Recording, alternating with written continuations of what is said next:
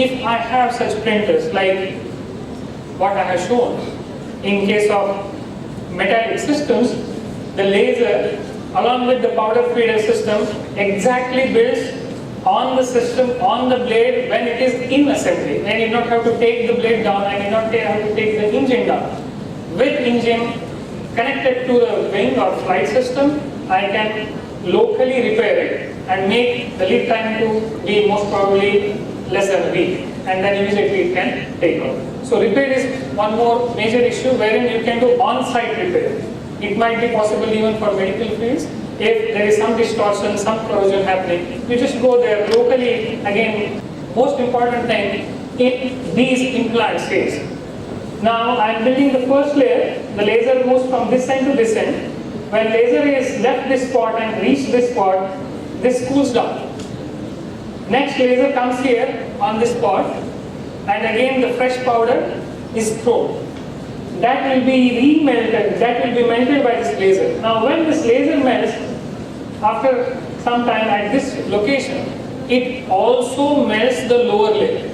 And when it melts the lower layer, there are issues with the stress distribution. There might be a cracking formation. So what we need to design typically is when the first layer is deposited in implant, when the second layer starts getting deposited, the heat conduction effect because of the melting should be superficial, not through the layer. If it is through the layer, then again the second layer also gets remelted, and that makes the geometry to completely change. So we need to do all the optimization studies and how this melting effect is creeping in picture and try to meet the melting typically on the superficial level, so that we will have just a fusion, not remelting of the subsequent earlier layer. And that's how where the role of different optimization, trial and error and testing, as Professor was mentioning, we print it, we trial it, we take the property, and that's how we need to do a lot jiggling here. I will just go through one video here, which is about this laser in your neck shaping. This is for typically all titanium implants used for orthopedic systems. Produce fully dense parts with a high deposition rate. To begin, a 3D drawing is imported into the device software that divides the part in multiple layers. The powder used is placed in the dispenser, which ensures a constant flow during projection. More than one type of powder can be used at the same time, allowing the production of parts with chemical composition gradients. The chamber of the system is flushed with argon in order to obtain an atmosphere containing a few ppm of oxygen. It is thus possible to work with reactive metals such as titanium and zirconium. This technique can also do part repair, production of surface cladding, and adding new sections to an existing part. The part is printed in a few hours. After a last step of surface machining, the final part is obtained.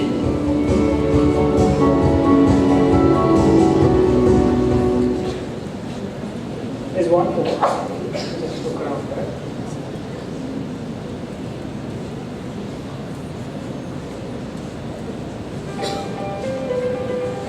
So, because it is using a heat source, we need to have one cooling arrangement. This is a table onto which we have a substrate. It has a degree of freedom to rotate, to build the cylinders.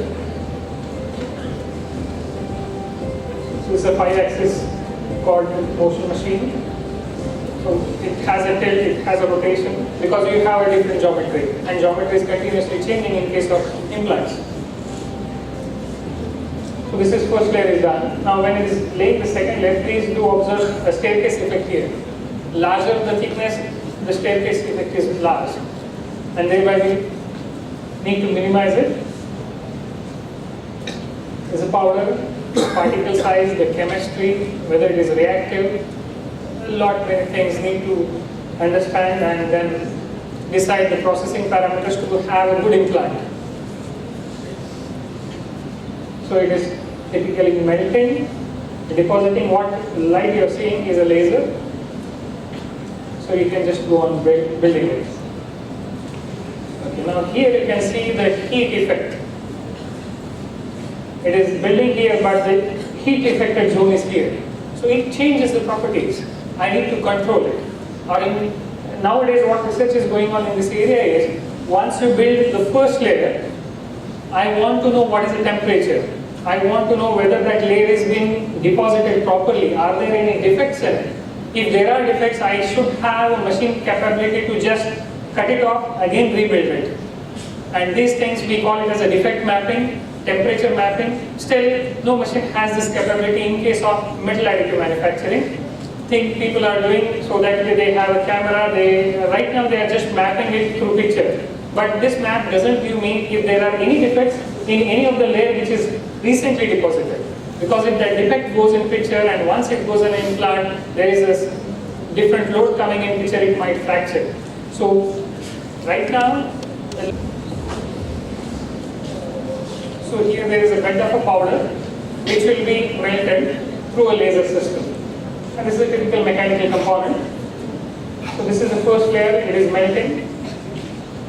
And this strategy is decided by a machine in which how it has to follow the laser, what should be the power. Especially we are very much concerned about the incident energy.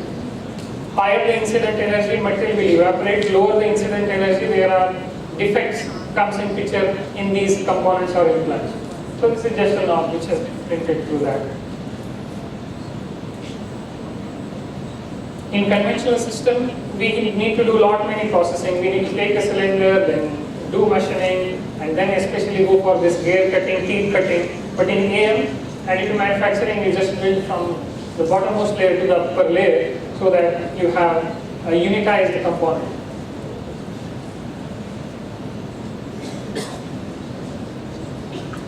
So it sprays one layer, again the laser comes, it diffuses or melts it, and likewise it goes on building the system.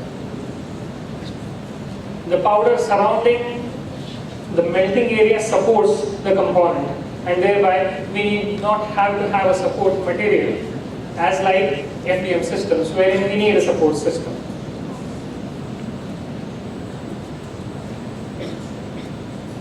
And we can, based on the scanning speed, there are fiber optics coming in picture which increases the scanning speed like lot, so we can have many components at one go. So this hole is also inbuilt there, and then we do post-processing, typically take out the support material system and then go for some filing or polishing so that the surface finishes off.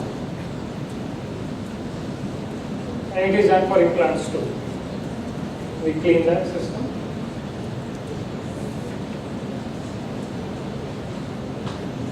So this is how it looks like. These are inbuilt now.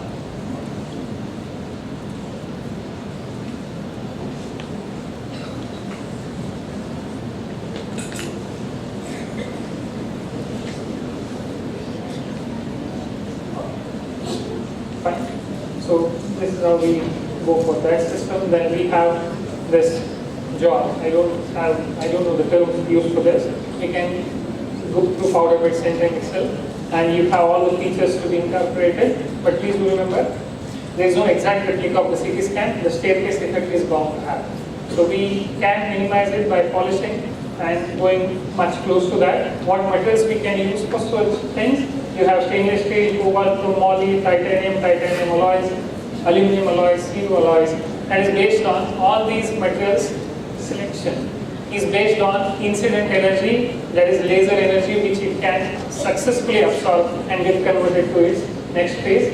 Okay, there are a few more examples. Like we have a different texture on the same component, so try to replicate few of the natural systems. Now what happens about the laser energy? If it is low, the defects will come like this. High, the defects will come like this. Too high, if I'm using a 400 watt laser system, it will completely melt the system and your implant is utter failure. So we need to do a lot much thing in laser power and incident energy optimization systems. So cooling rate, layer thickness, the best one would be thin laser power optimum, because one more issue which we face always is when I make the laser energy to incident on the powder, once it melts, we cannot control the temperature there.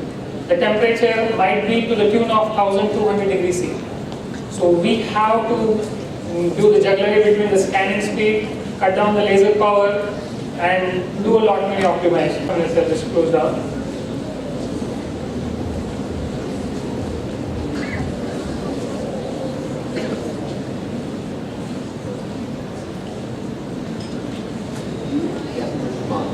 Or FDM is a layer additive manufacturing process that uses production-grade thermoplastic materials to produce both prototype and end-use parts.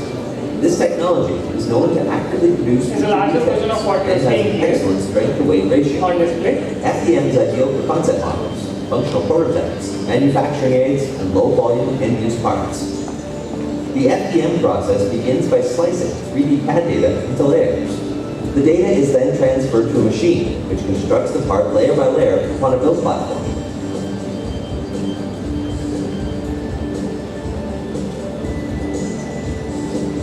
Thin thread-like spools of thermoplastic and support materials are used to create each cross-section of the part.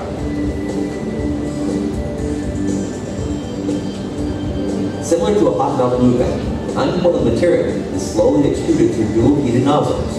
The extrusion nozzles precisely lay down both support and thermoplastic material upon the There's a preceding different layer. property in this direction as well as in this direction now. Because we are putting layer on layer. So we need to adjust that mechanical anisotropy with different build strategies. The extrusion nozzle continues to move in a horizontal XY plane while the build platform moves down, building the part layer by layer. The finished part is removed from the build platform and cleaned of its support material. Raw FDM parts have visible layer lines. However, service providers such as Solid Concepts offer multiple finishing options to create smooth, even surface parts including hand sanding, assembly, and cosmetic paint. Since FDM parts are constructed with production-grade thermoplastics, including ABS, polycarbonate, and Ultem, they are both functional and durable. FDM is utilized in a number of industries, including aerospace, automotive, industrial, commercial, and medical.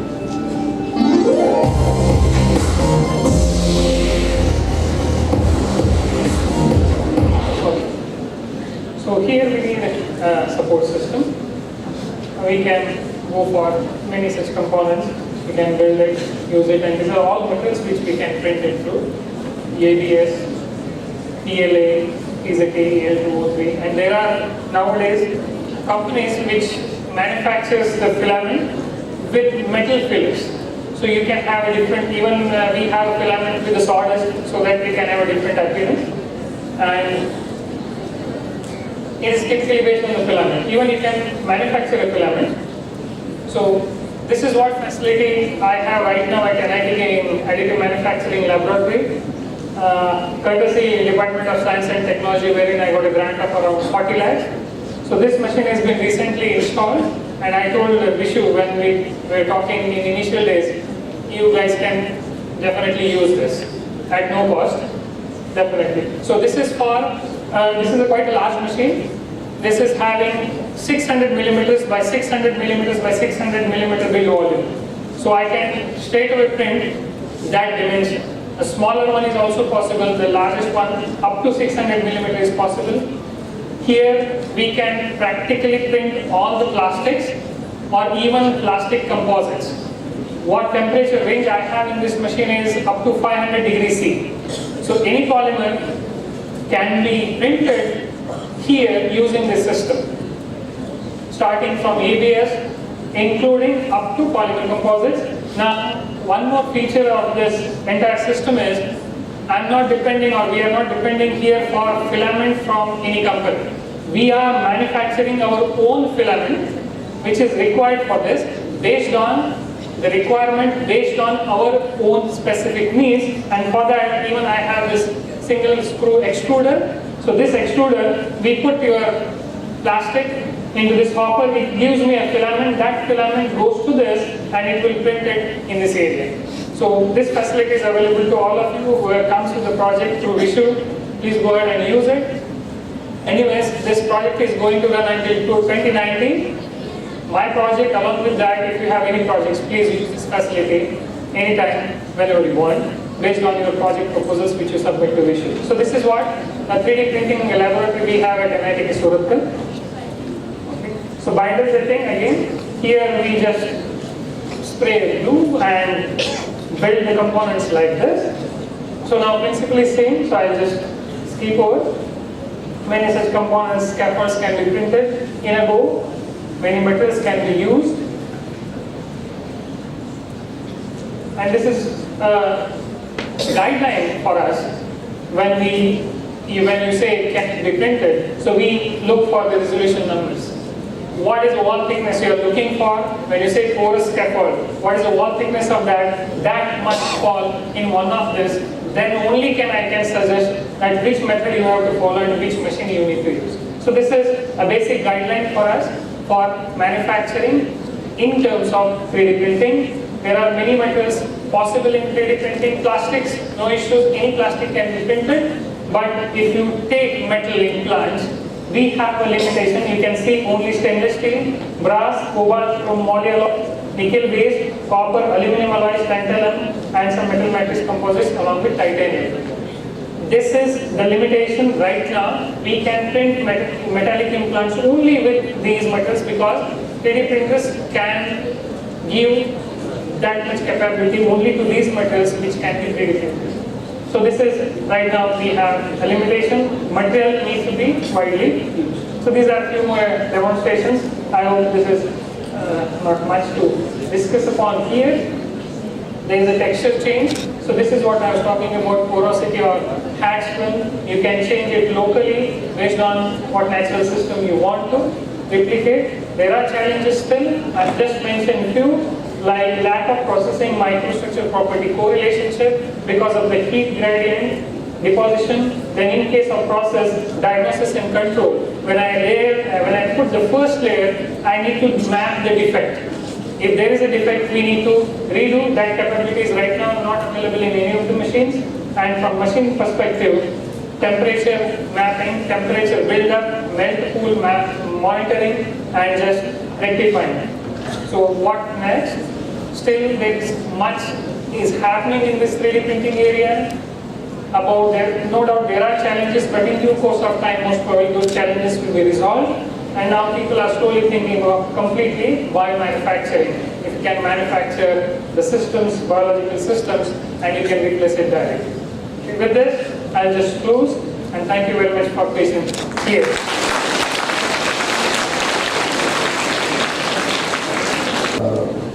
When you said the staircase effect is more when you think the resolution is high, when resolution is low, right? Thickness is high. Thickness is high. So in that case, suppose if you want to provide the implant in very low cost, you need to go for a printer which is having in low cost printer. So in that case, the surface needs to not be high because there will be there. So what are the parameters which we can control to reduce it in a low cost? So here we use a polishing paper to make it smooth. One. Second, print bed temperature and that chamber you can maintain it at certain elevated temperature. Let us say about 80 degrees C.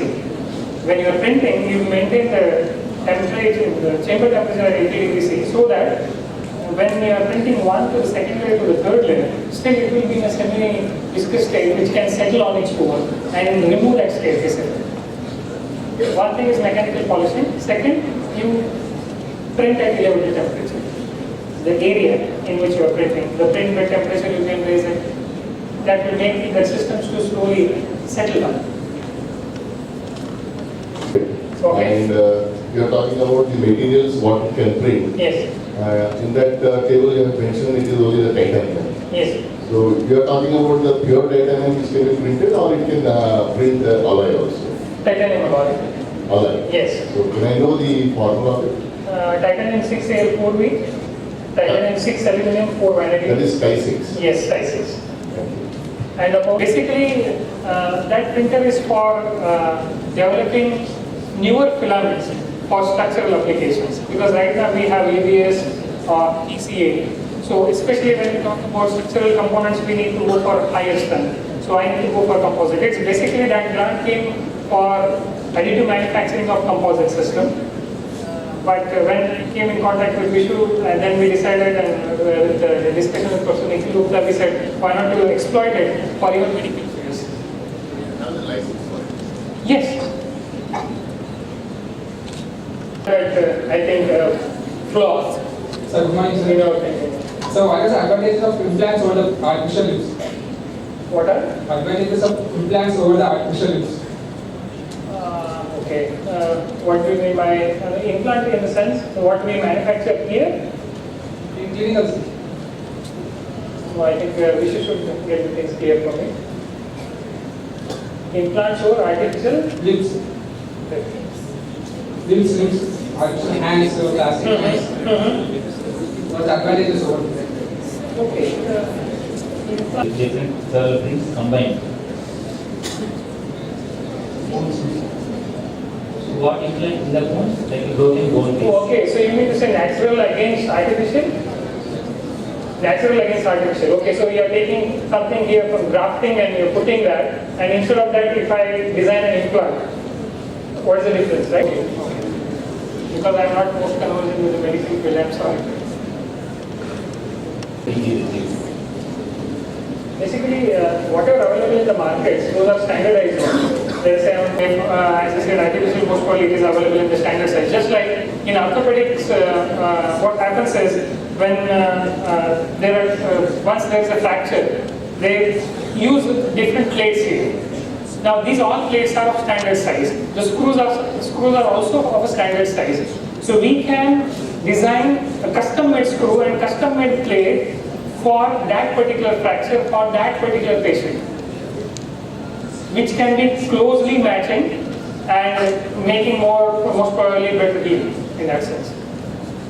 In standard size we have 1 inch, 1.5 inch, I can have 1.25 inches also because that is the only depth required there instead of screwing more. So it is more patient specific, I can say. And especially for us it is of most interest because he deals with the biomaterial 3D printing, various types of scaffolds, so everything related to biology and 3D printing. So his presentation will take you to the research work in a simplified form. You are free to ask for 5 minutes whatever doubts you have. I am sure you will have so many doubts, but only 5 minutes we have. Okay? Thank you. Please. Now, so to keep you waiting, or so to keep you awake till the talk is over. Because it is after lunch. Anyway, so let me see. So I will be talking about bioprinting, why we call it bioprinting, and the preparation of bio, that is an important part of the bioprinting process. Here.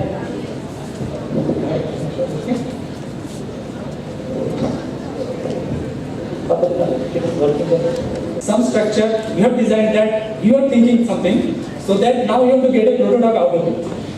Because you have to visualize that.